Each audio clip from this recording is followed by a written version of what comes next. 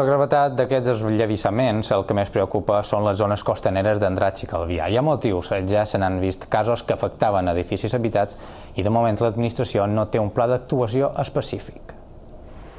Viure a les portes de la mà no només té un preu econòmic a la zona sud-oest de Mallorca, és on es concentren les zones amb més esllevissaments de terra. La gran enemiga, la pluja forta i constant. En aquest edifici ja la patiren el passat gener quan un mur va caure per culpa d'un despreniment. A la darrera Junta de Veïnats, que just se va celebrar la setmana passada, varen acordar posar una xarxa metàl·lica perquè no caiguessin les pedres. La solució òptima seria posar formigó i revestir tota aquesta paret. El problema, el cost. Podria ascendir de vers 200.000 euros i amb el temps de crisi no estan disposats a pagar-ho. Però vistes com aquestes fa que ens oblidem del potencial perill de construir arran d'un penya-segat. Només a unes passes d'aquest principi d'obra hi ha un xalet precintat per la policia i abandonat pels inquilins. Part de la terra ha passat per ull. El cas queda a l'altra banda del carrer d'aquest veí.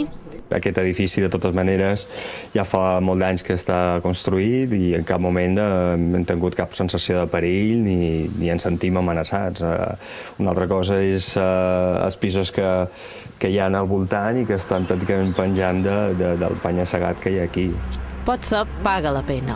Segons el govern, la culpa és que el planejament de molts municipis és antic. El problema és que el mapa que podem dibuixar a partir d'ara és escàs i ara l'herència no és tabula rasa, és a dir, si apareguéssim ara de cop i volta i poguéssim planificar les coses de forma correcta, no tindríem els problemes que tenim. Tot i que la solució és complexa, passa perquè tots els municipis s'adaptin a l'actual pla territorial.